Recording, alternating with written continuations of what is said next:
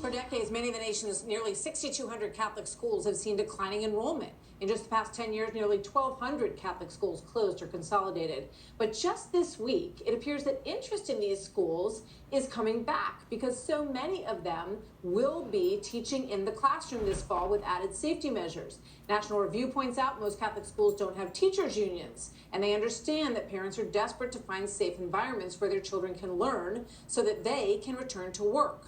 Here now, Bill McGurn, Wall Street Journal columnist and editorial board member. Bill, good to see you tonight. I want to talk. I want to first start off with this. You too, with this soundbite on this from President Trump. Let's watch.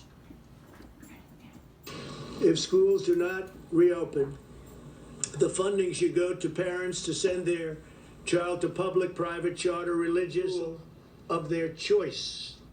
So he is suggesting that this moment has the potential to be huge for the school choice. Is there any chance that parents will have that kind of portability with their tax dollar money for education anytime soon?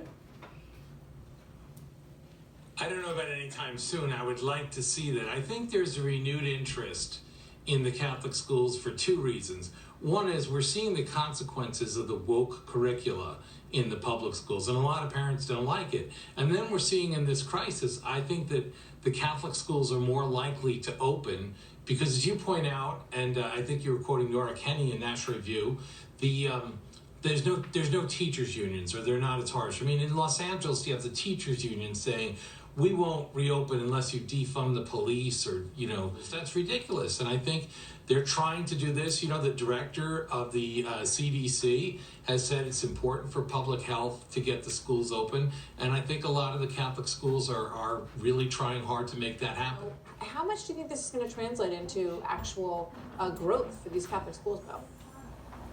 Well, I think it's going to have some. I hope there's more. We know they're a lot cheaper than the public schools. Yes, that's right. That's a great point. I mean, you have schools in Newark or New York City where the public schools are paying or have like $17,000 per kid. The Catholic school gets like $7,000 to $10,000, and they're doing, in many cases, a much better job with that money. Bill, I got to go. Thank you so much. Great to see you tonight. Okay. Thanks, Martha. See you soon.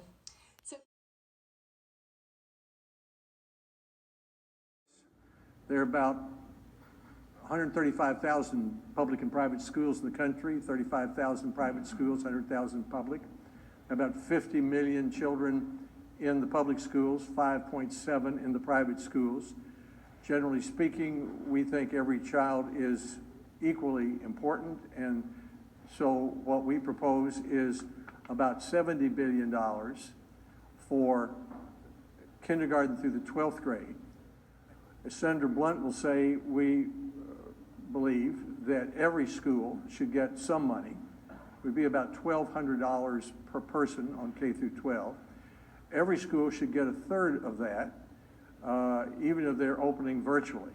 And the rest of that money should go to schools that are making an effort to open as much as possible with students physically present.